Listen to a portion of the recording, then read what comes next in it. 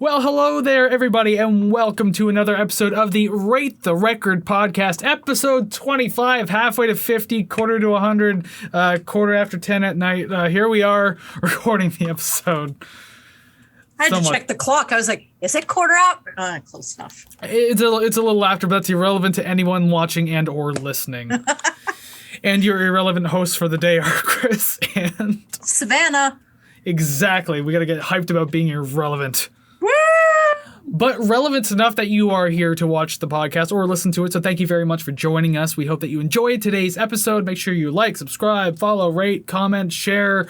Anything that looks good, feels good to do, and can help build the musical community. We encourage you to do that because we want you to be part of the musical community as well, not just us. So please, if you would, be so kind as to do all of that. Yeah, I need more friends. So come on, join. Watch. Listen. More listeners, more friends, question mark? Yeah, it really depends how you feel, but I mean, I'm open and willing. That's good to know.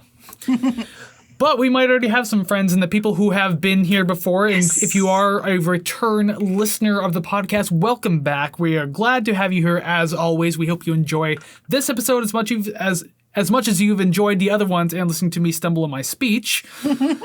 But if you are new to the podcast, you're going to have to get used to that. But welcome. Hello. We hope you enjoy your stay, have a lot of fun here being part of this community, discussing the albums just like we do. If you are new here, chances are you don't know what we do on this podcast, so I'll tell you very quickly. Each week, Savannah and I will choose an album, be it completely at random. It might be celebrating a special anniversary, or it might even be a listener request, which, yes, we've done, and we have more coming. Yes. Regardless, we will discuss an album at length, we rank the songs, and then we rate the record. Woo! You didn't like the golf clap, so I'm not golf clapping. Like, you gotta think of something, get creative. Get like some auxiliary percussion, some tambourines or something. Do you literally want to edit that though? Like spike in audio, ears bleeding, everything. If your ears are bleeding, we can't do the show next week. And my livelihood depends on this. Well, then I'll give you 1 week to learn sign language. Because then I'll have to learn too. I mean, it'll be a really weird podcast. I knew that one. There's something like that. Anyways, we don't really need to do that. But yes, that's what we do here on the show. And this week we are looking at the band Fishbone and the longest title we've had on the show to date. And I thought Sel Williams had a long one. That was last week's episode, by the way. Clear the throat first. Give a monkey a brain and he'll swear he's the center of the universe. What an unnecessarily long title. I know that is a quote from something or a quotation, but I don't recall what from. And some sort of like philosopher or author or something along the lines of that, I would imagine. Yeah. But before we dig too deep into this album, we always like to read this brief little disclaimer at the beginning of each episode, just to make sure that we're all cool with things and that we're not going to argue, be dicks about stuff. Even if we disagree, we can still just have a good musical discussion, be mature about things, you know what I'm saying? Okay. And the disclaimer is as follows. The following thoughts and opinions we're going to discuss regarding this album is strictly of our own personal interests. We are not professional music reviewers. We are simply two friends having fun discussing and listening to music. We encourage respectful discussion and friendly banter of each episode, but we do not condone and will not tolerate bullying or belligerence based on the opinions of ourselves or others. This podcast is a casual and for fun project, and you are welcome to take what we say regarding the albums we rate with a grain of salt. Hey, there you go. Did you just salt bay the camera? I noticed that it's salt in your eyes. So it's kind of like pocket salt. I was thinking pocket sand, like Dale Gribble. Yeah. So sorry for the pocket salt. All right, dust off your face. I got to dust off my dadly looking mustache right now. Me too. I almost didn't want to be on camera today. My razor screwed up. But anyways, that is irrelevant. I am your dad for the day. And we are discussing Fishbone's album, Give a Monkey a Brain, ... Excuse me. Okay, if you're done cutting me off with your throat-clearing antics. I was going to start my part of the podcast. Thank you very much. I was going to introduce the band and the album, just to give you a little less to do. I suppose. Okay, go ahead. I have a beer to drink, just like the dadly mustache tells me to do. I know you have a lawn to cut, so I just want to make this quick. Go for it, son. Fishbone was formed in 1979 in Los Angeles, California, and has been called one of the most distinctive and eclectic alternative rock bands of the late 80s for their style of combining reggae, metal, funk, soul, punk, and ska. The band was created when the original members were in junior high school, making them 13 to 15 years old. They were signed to Columbia Records in 1983 after being spotted at a club. Fast forward 10 years and 3 full-length albums later, Fishbone releases Give a Monkey, ... I'm not saying that. On May 23rd, 1993, the album was produced by Terry Dale and Fishbone themselves. Singles from the album include Swim, Unyielding Conditioning, Servitude, Black Flowers, and No Fear. The album hit number 99 on the Billboard 200, and I didn't see any charting or awards for individual songs, but I did find an LA Times article giving the album 2.5 stars, and Rolling Stone magazine gave it 2 stars. Out of like 4, I'm guessing? I thought it might be 3, but I'm assuming 4 or 5. Yeah, it just said 2.5 and 2. Well, it doesn't sound like too many critics were too hot on this album, but that doesn't mean that we might not be hot on it or something, or maybe we'll agree with them. Who knows? We have a podcast to get through to find out this very answer. Yes. Let's do it. So we might as well do that now. We are at this point of discussing the album at length. So track number 1 on this 12-song album, Swim. Oof. This, to me, it definitely feels of early 90s California rock without me even knowing that's where they were from. It just had this sort of, I don't want to lump them in with any other bands, but it's just that was what I was getting from this. I do find it interesting when the vocals kind of hold their own melody, when the music is sort of just chugging along and the vocals are kind of like up here, down here, around the bend, to the store, back home. Only in some occasions does it sound good to me, and in this song it was totally fine. I also like the layered vocals in it, just speaking of the vocal melody. Very nice. That was something I enjoyed in certain songs. I don't know if it was so much this one though. Yeah. This one had a very slow chugging, chaotic start to it. Like it definitely caught me off guard, caught my attention almost immediately. Yeah. Because it's funny, I didn't know what to expect coming to this album. That was my knock at the door, hello, and I was like, oh, okay, we have something on our hands here. Yeah. You didn't want to compare any bands. That's okay, I will. It gives me some old school Bungle feelings. Okay. I don't know if it's necessarily first album or perhaps even earlier, but it still kind of gave me like, oh, we're going somewhere with this. Yeah. It's not as well executed. I think Bungle did it better, but I mean, I'm not here to compare the bands, obviously. I'm just saying if I'm going to bring them up, I'll at least say that. Yeah. I found the vocals a little hard to understand at a lot of points because like the spread of the mix and the overlapping just kind of made it like it didn't sit well with me. It's just like, yeah, it sounds like a part of the instruments now, which I guess is fine, but I mean at the same time, it better stay like this for the whole album. Hint, it doesn't. But so I mean, it was just, I don't know, that part was a little weird for me. And I think the biggest problem, which I'm gonna bring this up a lot in this album, so I'll try not to. It just kind of repeats after a while. Nothing really picks up in this track for me, like once the charm of like the weird first half kind of wears off. Yeah. There's these kind of like couple of weird bass fills towards the end of the song, pretty quiet in the mix, but I thought that was cool, but unfortunately nothing too much to boost the score. Yeah. Interesting start to the album, but I mean, at the same time, it's like, could have done a little more with its kind of like zaniness, I guess. All right, good. I have 3 points to add to yours. I want to say counteract. I'm like, that is not what I'm doing. The bass at the end, unexpected, definitely welcome. I found myself tuning out because there wasn't much to bring my attention back. It drifted, didn't really bring me back at the end.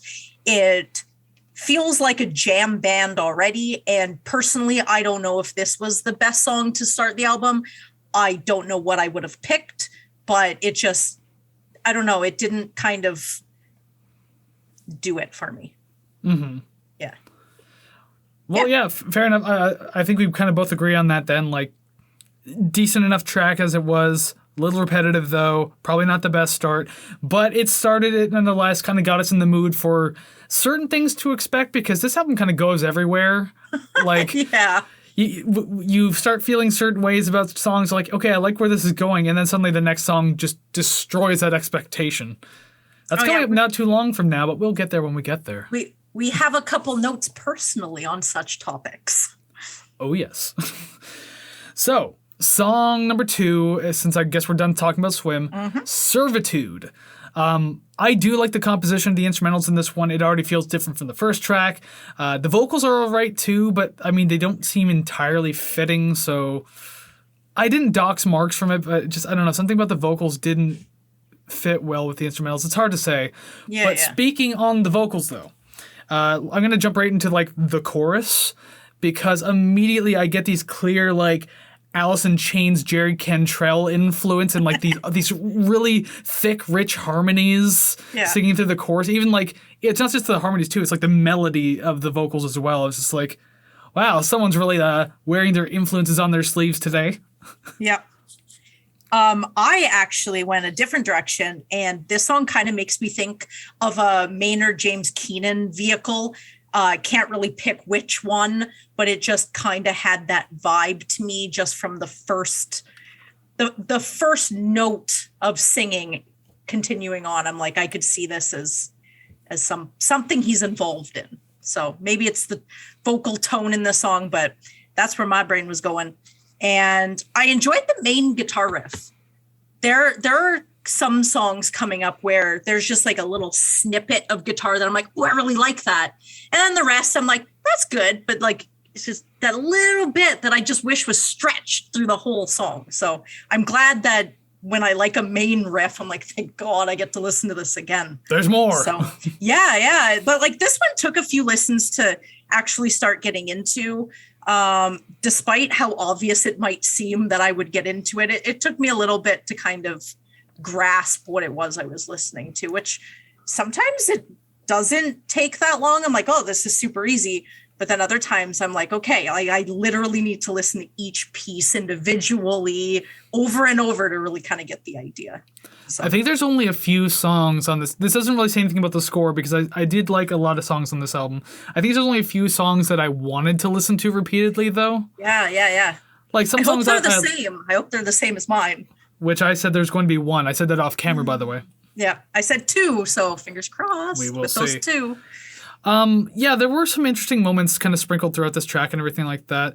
There was like one attempt, probably towards the bridge of the song, I guess, that like tried to feel like a proggy moment, I guess, like a prog rock type moment. Like it just had that feel to it, but obviously it's not like quite that at all. Yeah.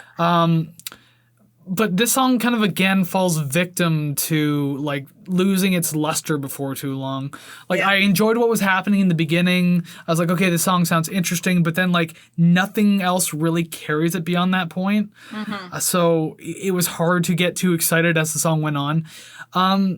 There was like a nice touch towards the end though, although again it felt repetitive. But there was like this extra auxiliary percussion being played in the background in the very last chorus. Yeah. Again, a nice touch, but it didn't really do much to boost the track. So unfortunately, this one kind of fell a little lower for me as well. Yeah. I did like the addition of the tambourine during the last solo, which is probably part of, the hand drum sort of percussion stuff. The song sounded the same to me for the majority of it. Even the solo, like the guitar solo, didn't really change much of it. It still kind of had the same sort of vibe. But I mean, I didn't hate the song. It's just not my favorite one. Yeah, I can feel that. I usually have all my songs written on this list of paper next to me, but I didn't do that today. So oops, I can't even look at it and think like, this is where I put it. Yeah. And then like, I try to think of where, and then also idea. I try to think of like where you put it on top of that. And so like, I'll kind of cross things off as I go. Yeah. I can't do that today. And then when you're completely wrong, I feel very satisfied. I'm like, hell yeah. My preferences aren't completely fucking obvious all the time. Well, we have so many polar opposites in a lot of episodes. Even in the Saul Williams episode, like your favorite tracks down here, but they were up here for me, and vice versa. Like, yeah. that was that. So I'm curious to see what today's going to be like. Because your ears are broken. Continue. I mean, that can be debated heavily. Anyways. Yeah, that's all I really got to say about Servitude. Likewise. So we'll move on to song number 3, Black Flowers. I like this one. I don't know if it's because it's seemingly more radio friendly. It definitely sounds a little more digestible than the first song, for sure. Yeah. The main guitar. Now, I did write down specifics, like, 3 minutes here, 4 minutes there. So if you have no idea what I'm talking about, totally fine. I made sure to write down timestamps. So I definitely don't have timestamps, but continue. Anyone listening, if you have no idea what I'm talking about, at least you can kind of find it, because I never know what I'm talking about. But the main guitar riff before the vocals come in definitely reminds me of like Guns N' Roses and those late 80s, early 90s rock songs. Maybe that's arena rock, like for the time, maybe. Yeah, I would think so. But definitely the tone, it kind of had that feeling to me. The muffled singing and screaming at the end is a little eerie. It's like less aggressive and more voice in the radio kind of spooky. You know what I mean? Very, fuzzy. Yeah. That was cool. And the organ definitely helps with it feeling spooky.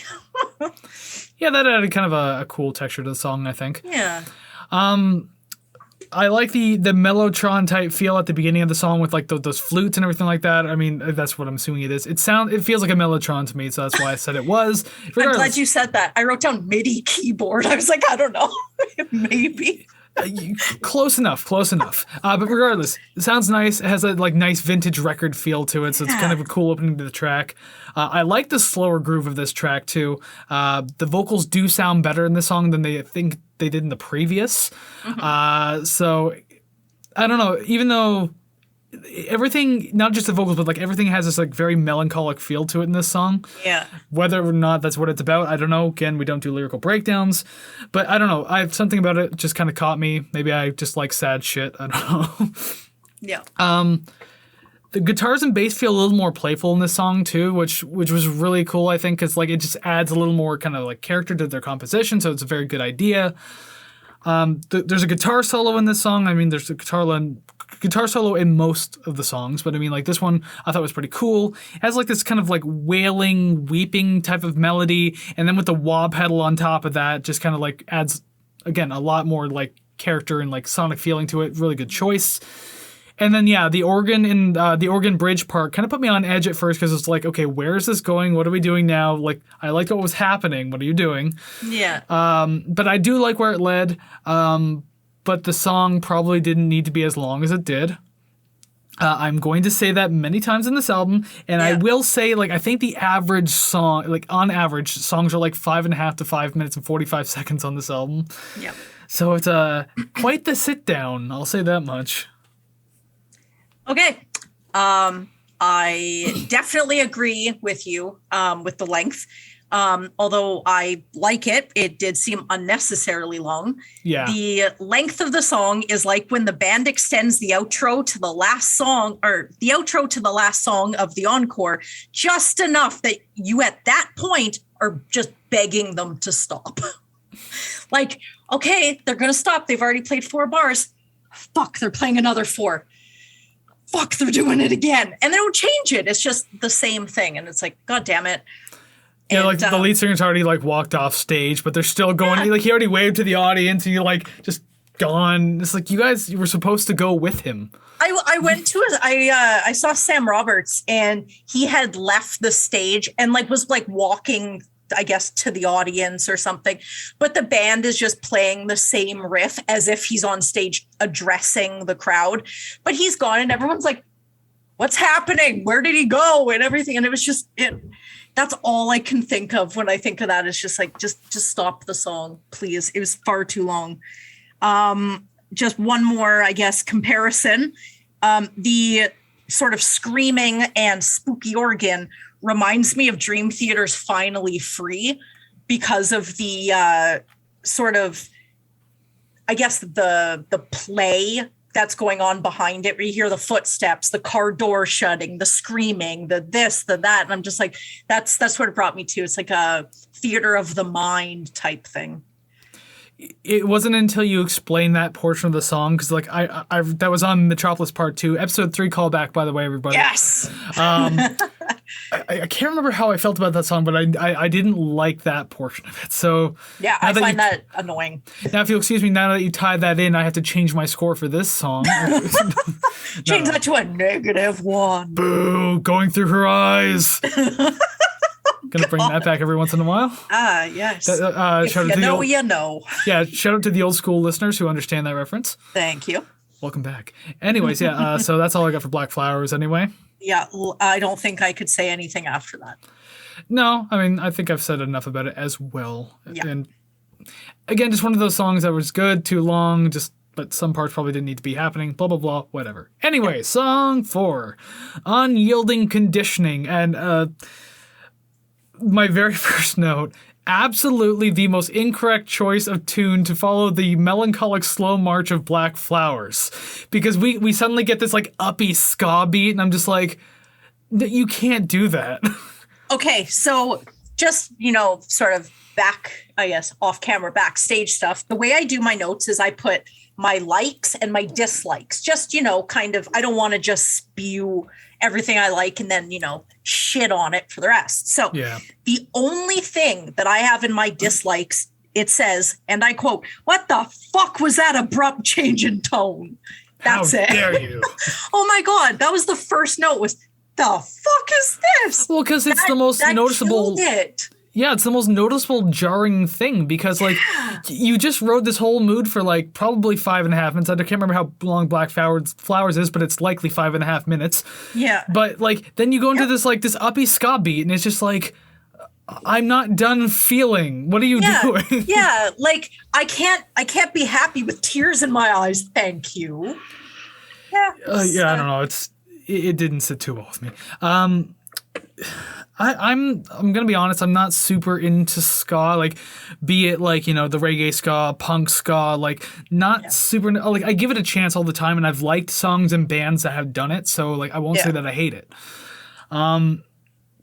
There were some problems with the song, though, that I wasn't too big on. I think the biggest thing, though, was the hi-hats of this song. They're, like, going through the entire thing.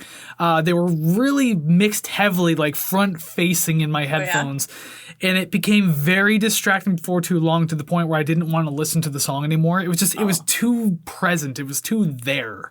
Yeah. Didn't like it. But the vocals fit well with this track, so I at least gave that some credit. Like, I'm not huge on the vocals on this whole album, but there are some tracks where I'm like, okay, I can deal with this. This was one of them. Yeah. There was a background singer, too, who's got, like, this deep, bassy voice, and I thought that was a welcome addition. Very cool to add, like, that kind of harmony. So, yeah, I don't know. Just, I tried to find as much as I could to appreciate about this song. Yeah. I understand that. Like, I don't have too much on this one. During the solo, I guess guitar sounds like the strings are being plucked up rather than strummed or anything. It's a very reggae ska thing to do. So. Okay. Yeah, it's the upstroke on the second beat, like that. Okay. That's definitely a key factor. But in the it genre. sounded like more like, I don't know, more like they were slap guitaring. I'm not sure. Maybe it's just a very quick upstroke on like the strings from like bottom to top type thing. Yeah, so yeah. I don't listen to ska very often. That caught me off guard. Not too bad. The saxophone sounds like it's scatting. Now, does that make this jazz? Maybe. Okay. The best way I can describe it. Maybe. And I liked the vocal melody in the chorus. I liked how he sung a couple songs, and the tone at the end of the line, I guess, went down, and then at the end it went up instead of vice versa, where it sort of lifted you up at the end of the chorus vocally. That was cool. I appreciated that. And that was it. I guess main note, the fuck was the change in tone of this song. Yeah, I mean, and that happens more than once. Yeah, happens more than once in this whole album. Yeah. Yeah, on the solos too. Like you have the clean kind of like funky jazzy solo that happened like with the guitar. Yeah, I thought that was a good choice. I really love the tone of that guitar. I thought that was super cool. So kudos to the song for adding that. And then but the sax solo didn't do too much for me. I wasn't that big on it, to be honest. It kind of stayed in like this specific range until the fade out of the song. Yeah. I feel like it could have been utilized a lot better. You could have went like, this album has already gone crazy with a couple of things, and it gets crazier as we go. Oh my God, there's a song that really emphasizes that. But you could have done a little more of the solo, but it just kind of stays in this like weird, like few note range. I'm just like, Yeah. You could have done better. Without spoiling anything, there are one or two songs where it's like the roller coaster is getting up. Oh, we are getting to the top, and then we're going to drop, and it's going to be so much fun. But as soon as you get to the top, you just keep driving straight, and you're like, oh, there was no drop. Okay, I hate this now. Yeah, it was an illusion. It's just going to go straight all the way across. Yeah, just terrible. But that's not this song, so. No, but it is the next song now. Song number 5, Properties of Propaganda, parentheses, fuck this shit on up. I like that parentheses, but they should have just named the song that. Yeah. They also spelled it F-U-K instead of F-U-C-K, so whatever. Grammar Nazis, here we come. Well, someone's mother was like, you can't say fuck. And they're like, well, we're going to say shit. And then she's like, fine. Oh, yeah, this was 93, so it was before PH was a thing for your Fs. Oh my God. Fuck, so like the kids say, PHK or UK, whatever. Oh my God. So lame. But yay, funk. Very funky. It should be funk this shit on up. I feel like there's already a song called that or something along the lines of that. Yeah. Give up the funk. Something like that. I don't remember who that is. Super funky track. Sounds a lot of fun. Had a lot of fun with this one. You don't need the jingle bells in it though, but it was a lot of fun. I didn't feel the verse vocals matched the music on first listen, but after repeated plays, it's not too bad. I mean, it's kind of jarring to me at the beginning. I don't know. I can't recall what it was that I was like, oh my God, what is this? But it's not that bad.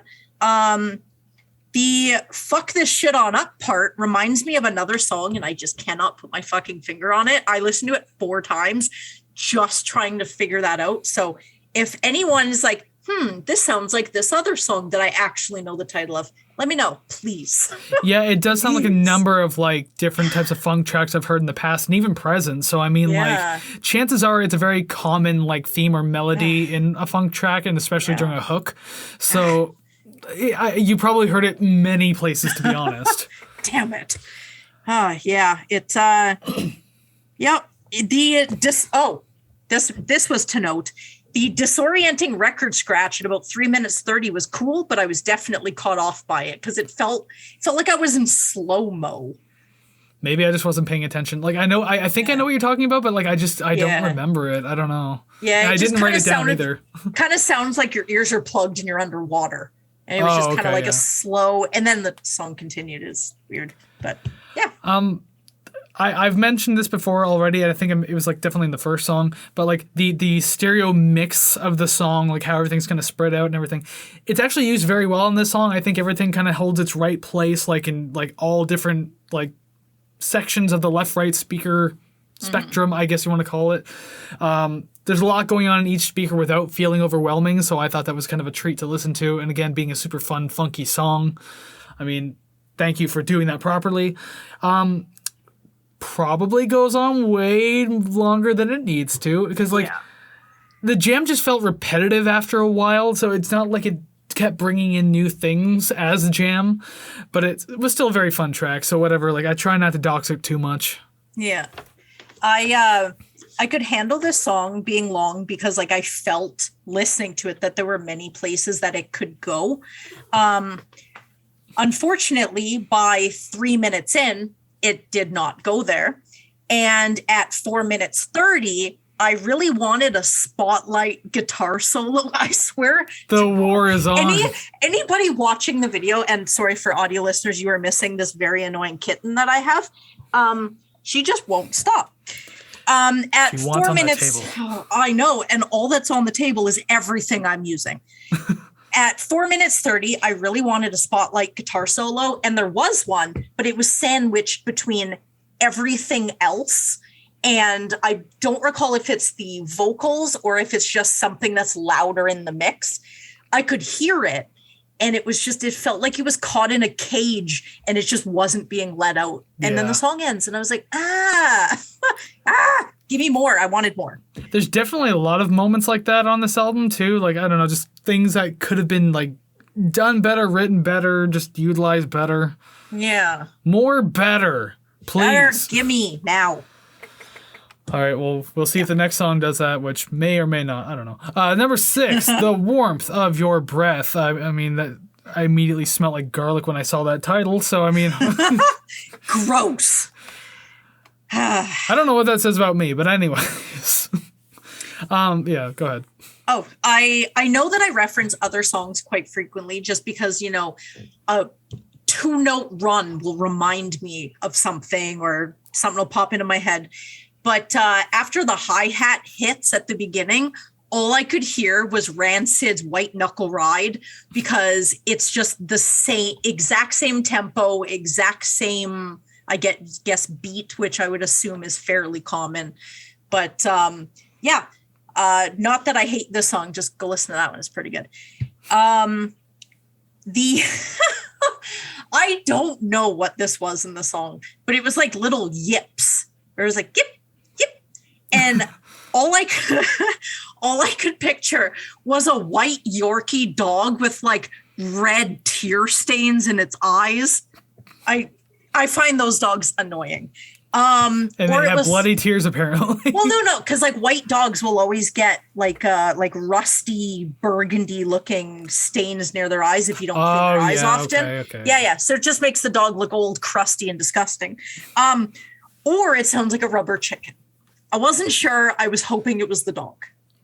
At this point, it'd be a rubber Yorkie for all I know. I don't know. It could just be a mix of everything you think you're hearing. Yeah. Well, I did check to see what instruments were played, you know, just the Wikipedia sort of resource that I have. And no Yorkie, no rubber chicken. So I guess the mystery is still out there. Oh, that's okay. They just didn't write it. It is a rubber Yorkie, though. I have inside sources. Excellent. Good that I can sleep well at night.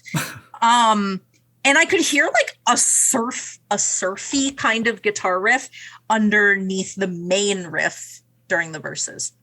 It was the only time. I think I may have only heard it at the beginning, but it was very like, I don't really know what, if they play like a specific type of guitar, like a telly over a Strat or something, or if it's like a steel guitar, but anything that kind of has that sort of surfy vibe, you know?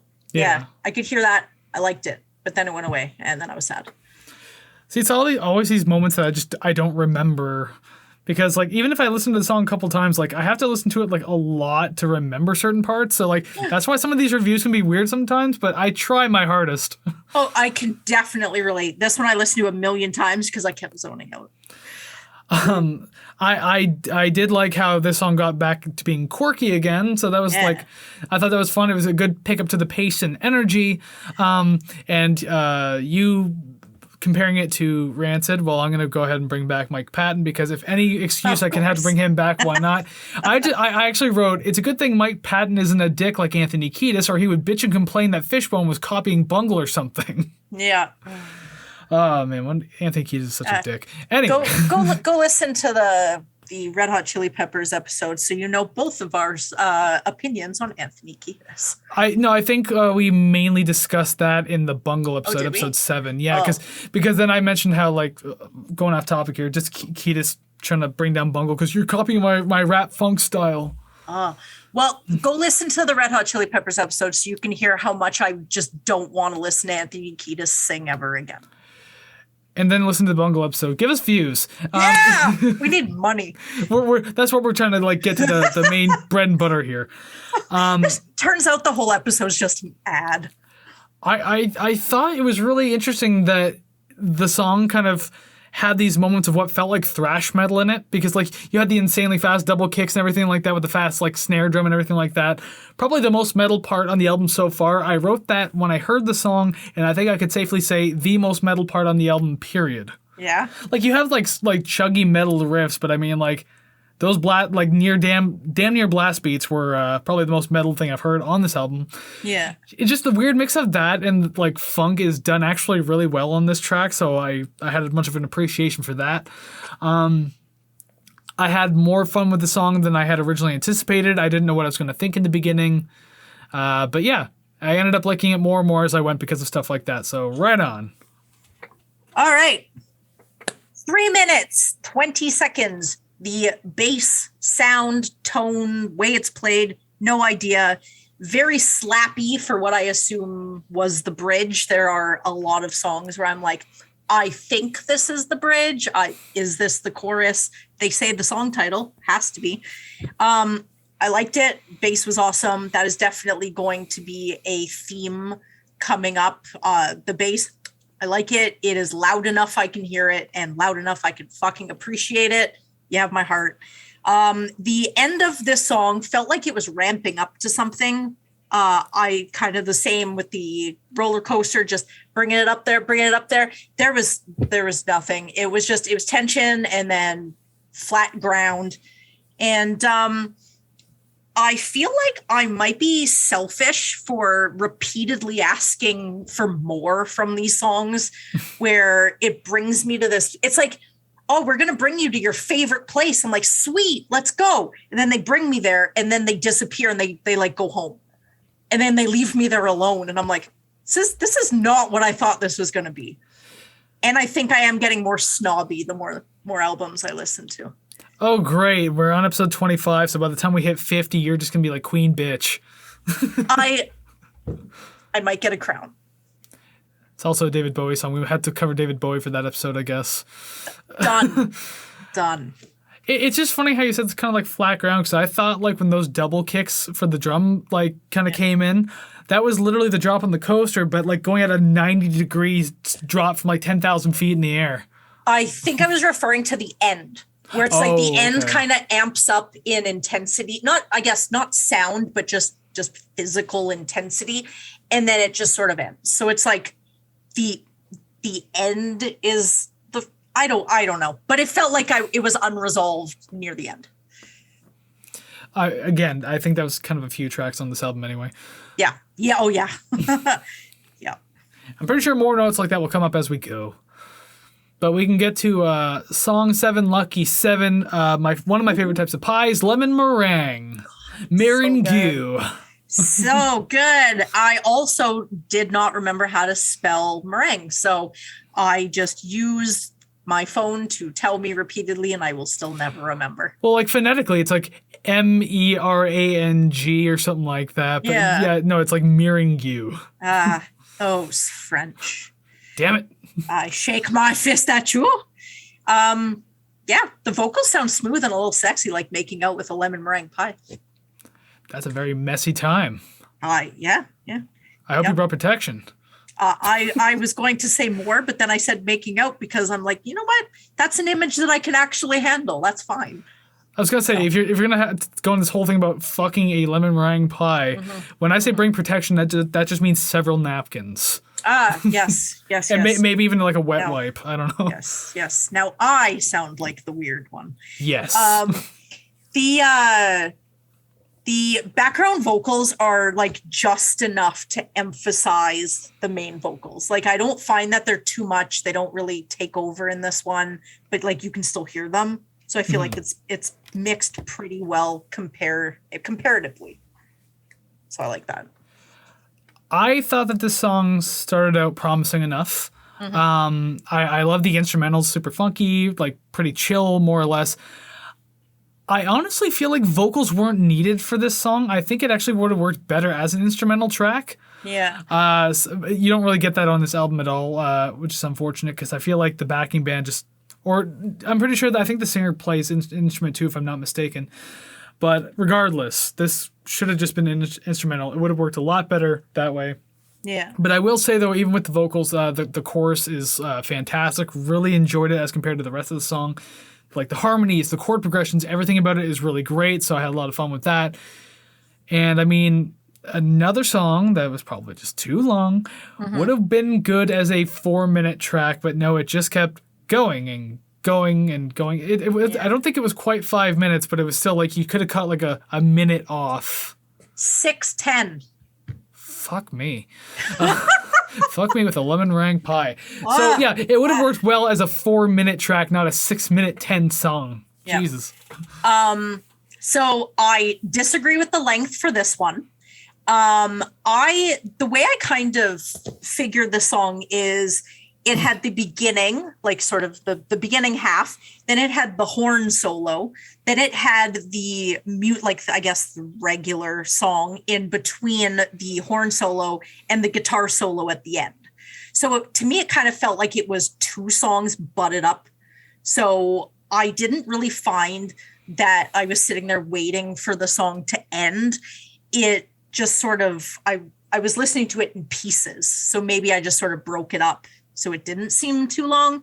But actually kind of liked it. The horn solo wasn't intense or, blowing your face off, but it was kind of like, smooth and sexy, like a lemon meringue pie. It was just sort of there. And then the guitar came in, nothing too crazy. And normally it sort of gets to me when bands will just repeat the chorus at the end. I'm like, okay, we can end this at any time, please. But it actually didn't bother me that the chorus was just repeated at the end. So yeah, didn't even notice it was 6 minutes, which is wild because I am impatient as fuck. Then it must have caught your attention just enough to want to be like, okay, I like this, keep going. Yeah. Not me though. It's like after 4 minutes, it's like you could have ended it somewhere around here and it would have been like nearly damn perfect. Yeah. Nearly, because again, it has to be instrumental too. Yeah. Oh God. That's just me. Okay, so the sex session with the pie is over now, so we can go on to song number 8. Yes. They all have abandoned their hopes. Oh, how depressing. And anybody doing anything with a pie has probably abandoned all their hopes and dreams. So refer to 1999's American Pie, but okay. Never seen it. We've been through this on the podcast before a long time ago saying you didn't see American Pie, and after all this time, you still haven't. Sorry, I'm 33 years old. I am not going to watch that. You said your age. I thought you were 29. Oh, no. You liar. Oh no. Now you got to tell me your birthday. That was not part of the agreement. You've abandoned your hopes thinking that I'm going to tell you my birthday. But yeah, so this starts out as like bluesy ska, I guess is the best way to describe it, because I even heard a harmonica and like a distorted harmonica.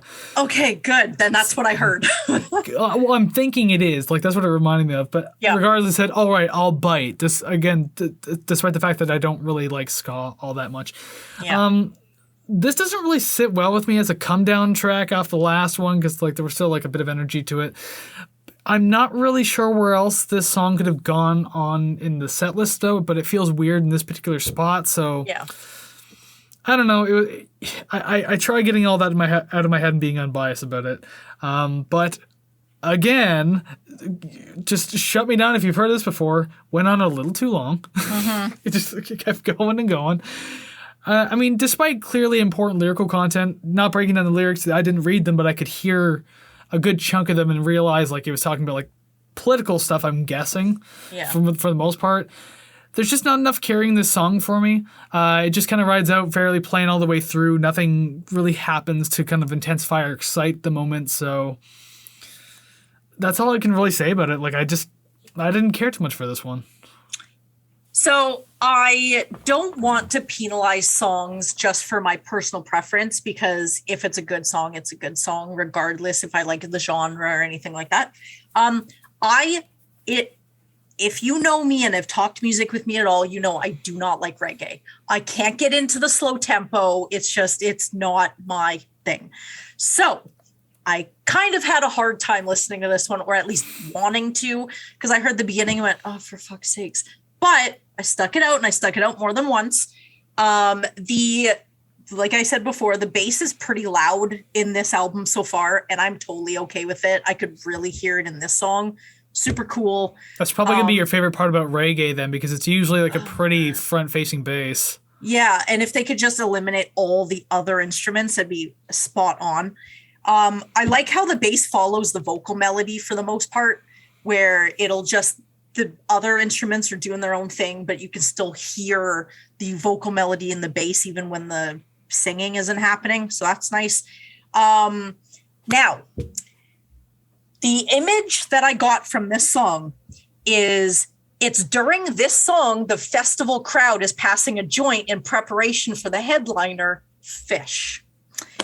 And at 3 minutes 30, there's like an introduction of what sounds like a megaphone or some sort of vocal modulation and such.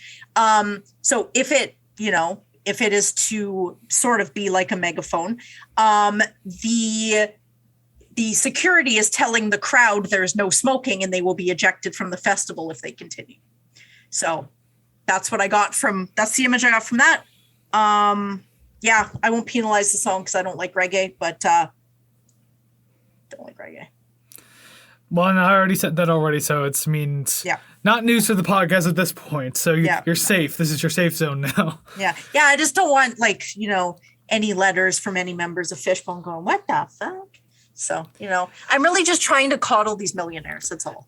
At the same time, even if it was a hateful letter, if I got a letter from any band that we've covered, including like Weezer or Brooks and Dunn, then I'd be like, hey, look, someone famous wrote us. Hey, John Petrucci, you suck. Now write me and tell me why you don't. Disclaimer, she likes him. I think I made a joke in one of the other podcasts about getting a band to sue us and then just tricking them because we'd have their autograph for contract. Yeah. Okay. Yeah. You know what? I'm into that. Yeah. Let's do that. Psych, I'm not taking you to court. I just want your autograph, dummy. Take the paper. Thank you.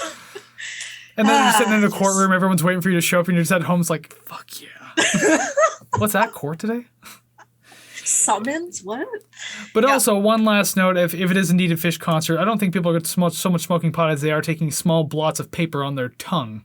I just know tie-dye shirts. So I guess that makes sense. Yeah, I've seen it. I'm not a drugs person. The acid makes the tie-dye. I've never done acid either. I've known people who've done it.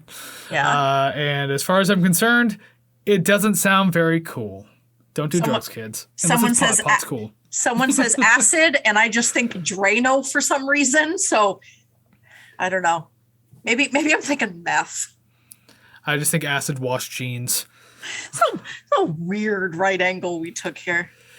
Yeah, this is leading nowhere, I guess. Or maybe it is. Maybe this is the best part of the podcast. I don't even know anymore. Yeah. But we'll move on because it's the end of that rain. Number 9, End the Rain. You're not much better. Don't even give me that. No, I've given up. Good. But yeah, End the Rain.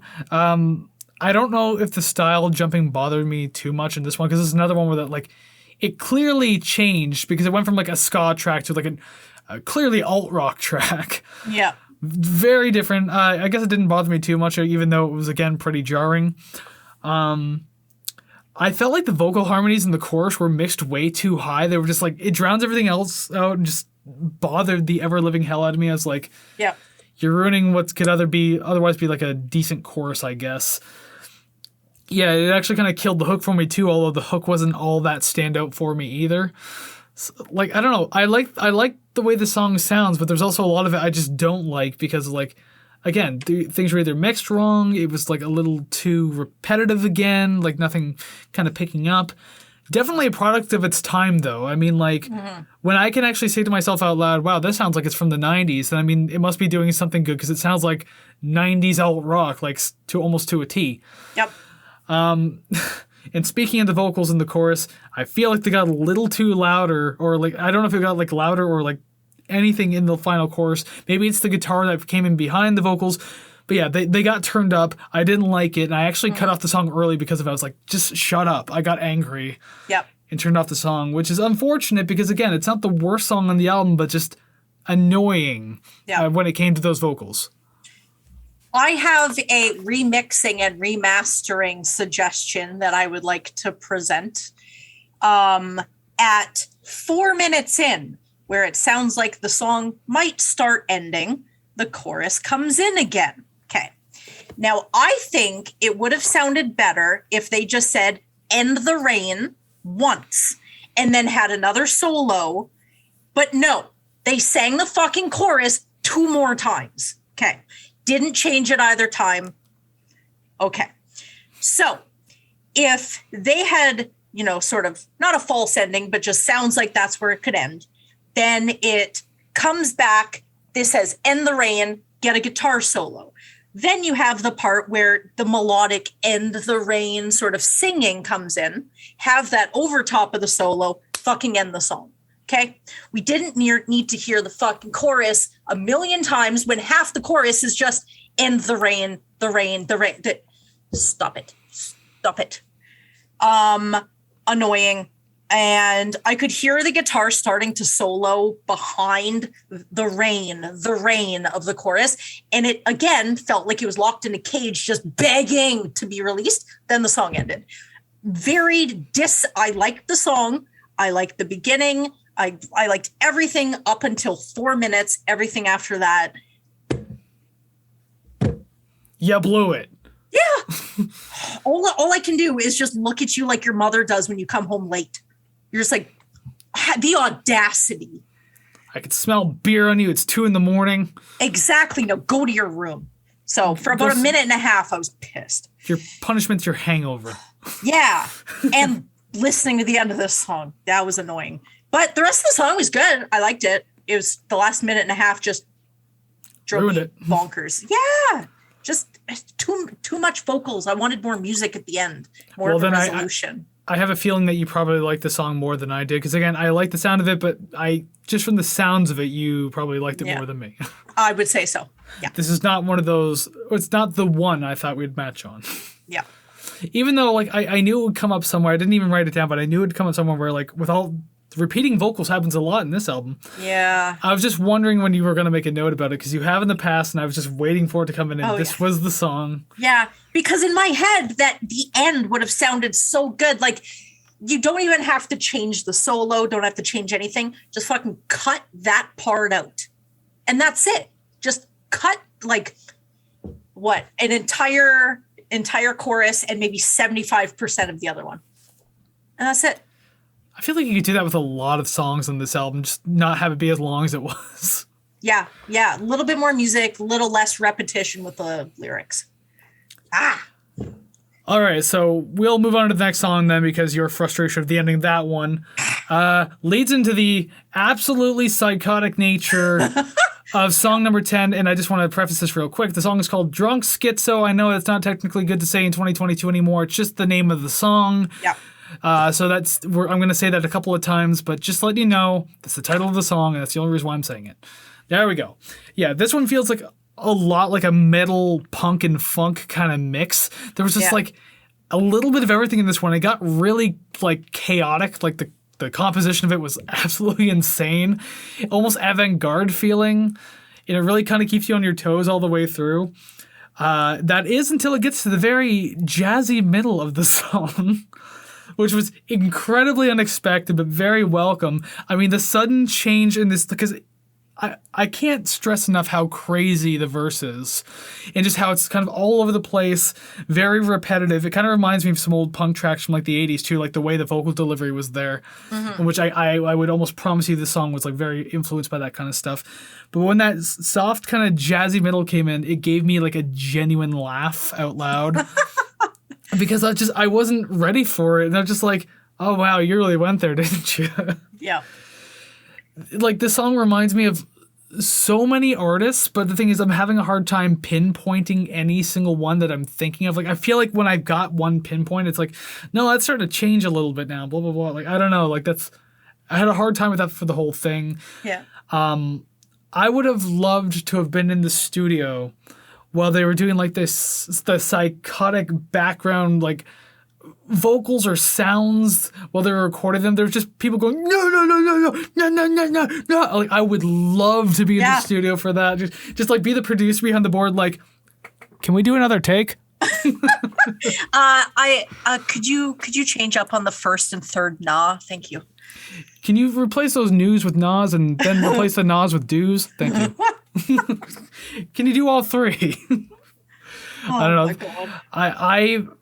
I feel like this would work better as a closer, to be absolutely honest. Yes, because I like agree. everything gets insane, like unsettling going into the very end of the song. So leaving the record on that note would leave like a very unnerving end to everything. Yeah. So that would have been cool, but I don't. Other than that, like I found this track very unique and interesting, very unsettling. Not the most radio-friendly, commercial-friendly, or even user-friendly song on the album. Hell But no. I'm used to tracks like this, and something about it always catches me, so I'm going to go ahead and give it a thumbs up. So you have said a lot of the things that I wrote down. I did sort of do a lyrical analysis on this. Now, The lyrics were pretty, there's like few lyrics in the song. yeah. So what my takeaway from the lyrics are, I don't think he likes his family. What made you think that? I could go ahead and say that. Him saying his sister is a whore. I'm pretty sure he's singing "Shut the fuck up" and "Grandma's cool, but Grandpa's already gone" over smooth saxophone. Yeah. Nice. Also, my first thought was, am I going crazy or is it the world around me? Sir, this is a Wendy's, please. The song was recorded at a drive-thru. So that's kind of where I felt. I was just like, this is wild. It does. I don't want to say it reminds me sort of directly of, but it has little bits and pieces of the album I want to do for my birthday this year. So already planned, excited. A little bit of a ways away, but yes. Yeah, spoiler. But yeah, no, kind of with you, it definitely caught my attention. I was like, oh, okay, I'm into this. The lyrics definitely kind of pulled me out of like really getting into it because I'm more focused on what he's saying. I'm like, what the fuck is this? But you know, listening to it again, I really got more into the music. I like that. And yeah, so it was good. Did you catch the part where he said his dad's a drunk and his mom's a schizo 100 times? Yes. And something about his aunt and his niece. And I was like, whoa, calm down, please. It's a good thing you probably live on your own now, sir. And the walls, they're so padded. Anyways, this was your therapy session. That'll be $100, please. Yep. Okay. We'll move on from that one, though. Very interesting one, probably one of the more unique tracks on the entire album. Mm-hmm. Now we move on to what I feel is probably the most radio-friendly song on the entire album. Yes. No Fear at song number 11, the penultimate track. Mm-hmm. I like the growling bass before the guitar kicks in at the beginning. It doesn't do it for the whole time, but it just does it, and then the guitar kicks in. I don't know. I like it. Yeah, it's like a good accent. Yeah. Yeah. It's like they, I don't know, plucked a little harder or something. Very yummy. I liked it. There is a lot in this song at less than a minute in that I'm really enjoying. So, I mean, I thought that was a good sign, enough to write it down. I really like the clean guitar riff before the verse kicks in. I can't recall it now. I think, because I think it sounded like a song that I regularly listen to. So now every time I hear it, I just want to listen to the other song, which, sorry. But yeah, again, I've said in other albums, the organ really just pushes the song nicely before everything kicks in. Just, you know, it's just the sort of the bass chords of the song. Very nice. And I like it. I like this song. It is a pretty good song. I'll say that much. Like, it was a very interesting change up, especially following the previous track. Mm-hmm. I like it because it's a much like smoother, catchier flow to the song. So like it's, as I said, it's very radio friendly if you were to put this one on. And I think you said this one was a single? Yes. The last single. This should have been the first, to be honest. Mm-hmm. There was a funky thumping bass behind like this very 90s alt sound. So 90s alt. Oh, absolutely. Super cool choice. I liked it because you still kept the funk in there while like really doing this really heavy 90s alt sound. Yeah. The hook is really good on this track. I thought it was fantastic. The background vocals kind of really give it a lot of character. And just this, I feel, would work as like a good crowd sing-along type track at a live show, especially with the hook, because it's just, I don't know, it's really easy to catch on to. But yet again, oh my God, I will say it didn't have to be 6 minutes. Too long, please. Like, just a little shorter, because I felt like towards the end of the song, as much as I was enjoying it, it just kind of unnecessarily kept extending. I was like, it could have been like another 4.5 minute track, and I would have been cool with that. But like, I don't know why they feel the need to keep drawing things out. So I'm going to moderately rage. Oh, wow. Savannah raging. I'm not a fan of the choir-like vocals in what I assume to be the fairly large bridge in the middle. But the bass, still not letting me down, still liking it. I'm into it. I would have liked a solo of some kind after the bridge instead of another verse. Now, my next note just says, oh my fucking God, I think there's going to be a music break because of the sustained chords on the organ just up front and center. And I was getting pretty hyped for it, but it just went into the fucking chorus again. And then my last note, all caps, how dare you? And that's it. That's all I have. I wonder if that really took down your score. Not too much. It didn't do it to end the rain, but please just stop. You don't need to fill every minute or every second of a fucking chorus or another verse. You can just let the song breathe. Please. I'm not getting a lot of breathing room in this album so far. And with one track left, am I even going to get it? We will see. Because I guess we'll just talk about it now because I'm done talking about the other one. Yeah. I still really enjoyed No Fear, though. Really cool track. Really fun. Number 12, Nut Megalomaniac, with an emphasis on the nut. Ah, yes, it's time to be a teenager again and laugh at nut. I mean, good idea to end the album on a funky note, despite what I said about track 10, the drunk song. I'll try to stop saying the other word as much as I can now. I thought it was a good idea to end on a funky note, considering like that's what a lot of the album was based on. So that's fine. Bring it in, finish everything up. But this is kind of like the first song where I feel like the spread of the mix kind of blends everything in really awkwardly. You probably didn't need dual vocals on literally every single section of vocals. Like, it got kind of annoying after a while. Like, even if you do dual vocals, turn one of them down. But no, they were like same volume, so it was kind of bothersome. Yeah. And one more time for everyone at the back of the arena. This song was too long. Yeah. Nearly 6 minutes was absolutely unnecessary to tell me how much you want to splooge. But listen, it was a fun track, really repetitive, too long. Yeah. It's hard for me to be super positive when these notes keep repeating themselves, and it's just like these tracks. So, I mean, yeah, good track, but you just 4 minutes, please. Yep. I only have just a couple of notes. I was very optimistic that this was going to be an instrumental, just from the way that it started. It had green pastures, blue sky. It had anywhere to go, and it just dug itself underground, and then it just did not give me the life that I wanted. I did not like the talking portion at the beginning with the females that turned into singing the chorus. It just, going from that right into singing into the song just seemed super fucking cheesy, and I didn't really like that very much. Does it feel like they just invited some of their friends into the studio to like sing a few tracks? Because like they don't sound like seasoned singers or even like regular singers. Yeah. It's just kind of like, okay, tell you what, I'll give you one feature on my album. Yeah. Yes. It's like, hey, here's the script, and then just like start singing, and everything was on the same sheet and they just read it all at once. Yeah. Hated that. This song is most likely the last song that like I encounter in the album. Obviously, I only listened to it because I listened to the whole album already, and I feel like I kind of have to commit to it, because I know there's a couple albums that I really like, but when you get to the last song, you're kind of like, this is not nearly as good as the 9 songs that came before it. Yeah. But I'm going to listen to it just to say I listened to the whole album. That's kind of the song for me. It's not my favorite.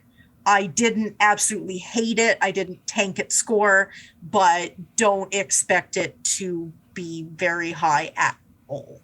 Ooh, maybe we'll match on it. Just from that alone, because you said that you didn't completely tank it, but it's not that high on the list. We will see. Yeah. Well, tanking it to me, I can still put it as last and still say I didn't tank it. So. But that's considered tanking. Dead last is tanking.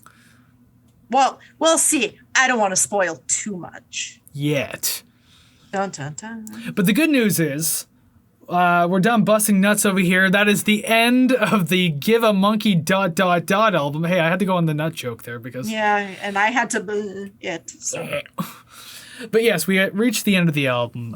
We are finally here, so thank you very much for listening to us ramble on about that. We are curious about your opinion on the album as well. So you can always, again, let us know down in the comments below, or if you're listening to audio, there's probably some sort of place to leave comments. Regardless, let us know. Be a part of that musical community. Like, subscribe, follow, share, rate, anything. I can't even remember things anymore, but do it all. Build a musical community. This album is part of that, and you are part of it too. Yeah, whether you like it or not, you're here now. Yeah, you're stuck with us. But with that said, you can still share even more opinions on the album if you so wish to do, because now it's time for part 2 of 3 of the podcast, and that is to rank the songs.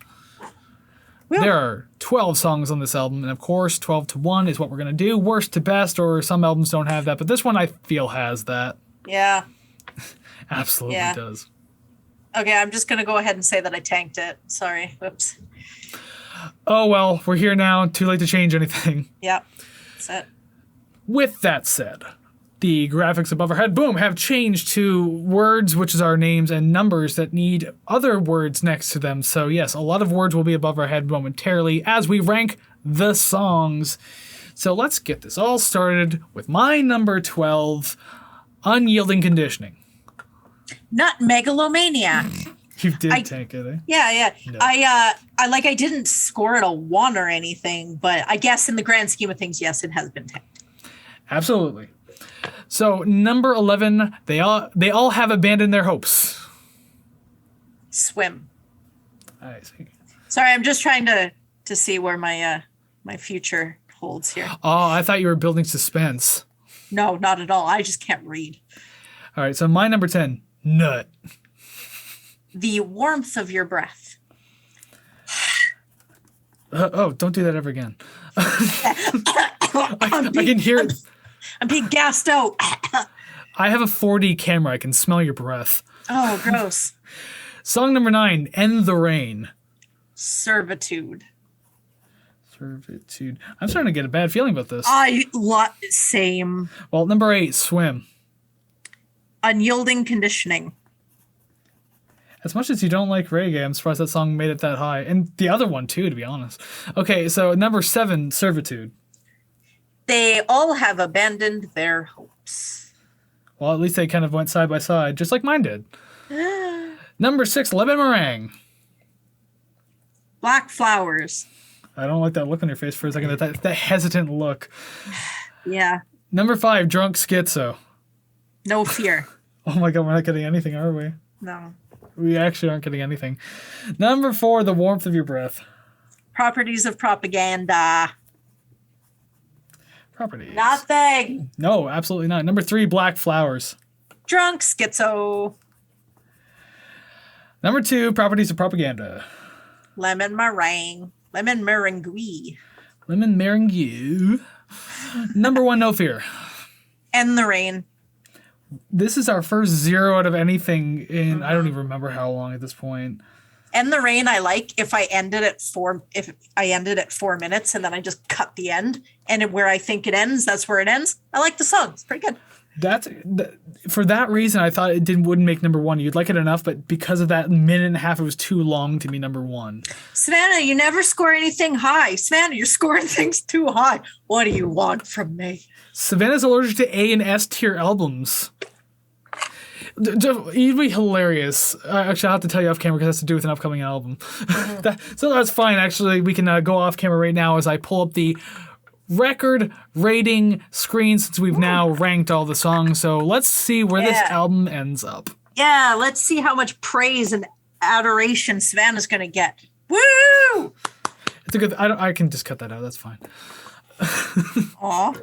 Well, here we are on the album rating screen, just stacking up that B tier like absolute crazy. And of course, you can see last week's episode, which was Saul Williams' Tar Dust album. Again, still not gambling with that name. Found itself in the B tier between Pearl Jam and Animals as Leaders. Hey.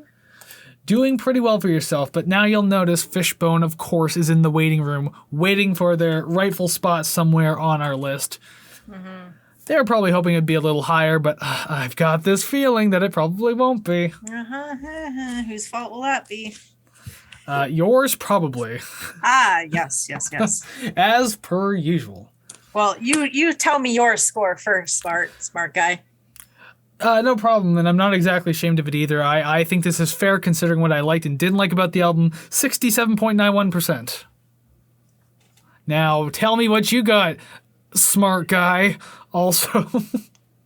Okay, now I just want to take a second to say the prayer to the gods. I know that Kris really shat on this album here, but I gave it an 80.45 because I actually really liked it. Dang, my dude.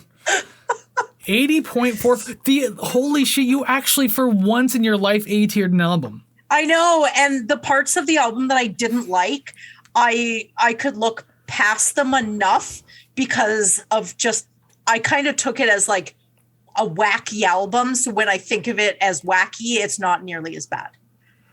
Well, there you go. I'm proud of you. You did it. You actually did it, though. You A-tiered an album, but unfortunately, that doesn't mean the album is A-tier. I gotta fucking shove that shit down.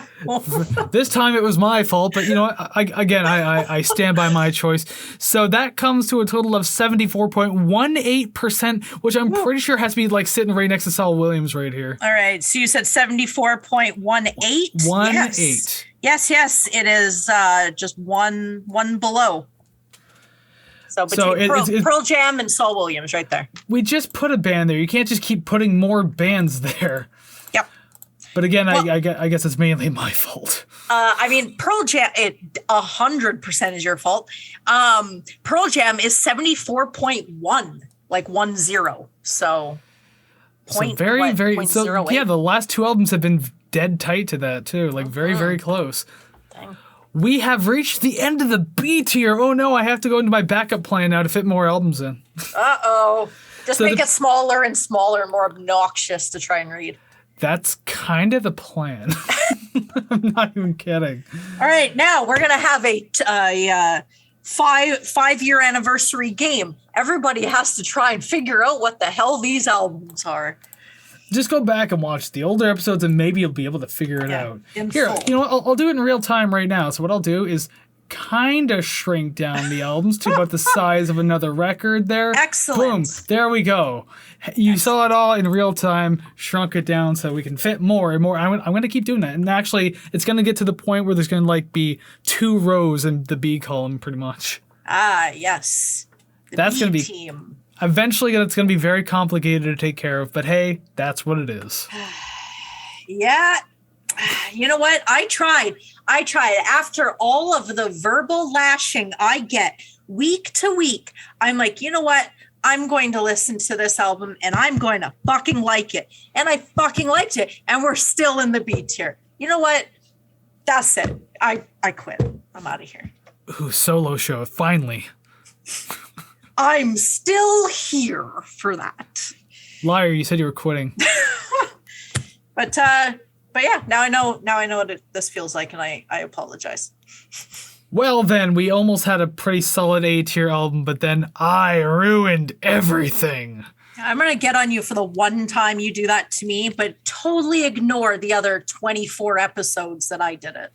Oh, I'm pretty sure there's ones that I've tanked too that you're like, hey, that's not so bad. Maybe, I think. I can't even remember at this point. Yeah, I mean... We've done this too long. I think it's time to retire. Yeah, our brains are Swiss cheese now. Episode 25 is the retirement special. Yeah, that's it. It's a what? quarter life crisis, so I have to go backpack in the Alps for a couple years. Thank you. And then we'll do a reunion like 12 years from now and be like, let's do another album. Then we just tank into the F tier because we're all bitter pricks at that point. Yeah, and then that's it. It's like, yeah, we hated this, see ya.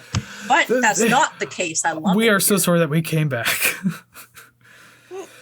But anyways, we are at the end of the episode now. We ranked the songs, we rated the record, and here we are at the very end of the episode. So thank you very much for hanging out and listening to our opinions on this album. We sure hope that you liked this episode. And we are very curious to know what you have to say about this album as well. How would you rank the songs? How would you rate the album? Of course, let us know in the comments below.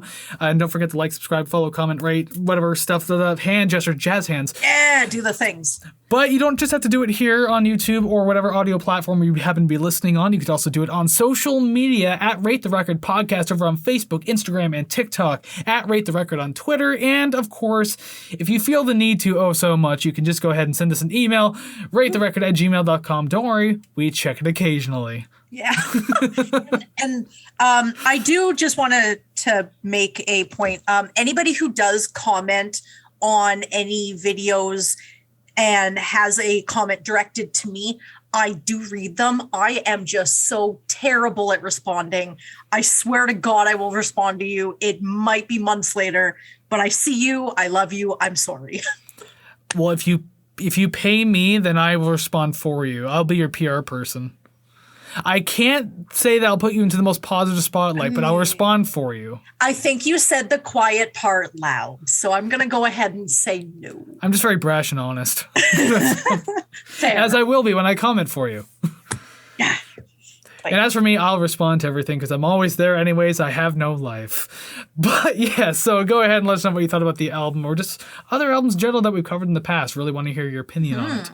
But before we let you go, at the end of each episode, we'd like to give you just a little bit of a grain of salt wink about what you can expect in the very next episode of the Rate the Record podcast. Next week is an anniversary album. We have a group who's been on the scene since the mid-70s, technically. I mean, they didn't get big till they didn't get big till later, though. They are highly successful, even to this day, and the album that we're looking at is very highly praised as one of the group's best, and it's, of course, as we just said, celebrating an anniversary. Ooh. So that I think that really narrows the field down to who it could be. Like, super highly successful, been around for decades, best album celebrating an anniversary. Yeah. What could it possibly be? Roy Orbison. Pretty woman. Anyway. So yeah, that's what you could expect next week. Maybe you can figure it out. Maybe, just maybe. You have to go ahead and wait until next week to hear about it, though. So it's been a lot of fun. And so until next week when we talk about that particular album, you can go ahead and go listen to some awesome music like today's album, according to Savannah at the very least. And yeah, we'll see you then. So take care, friends. Bye-bye.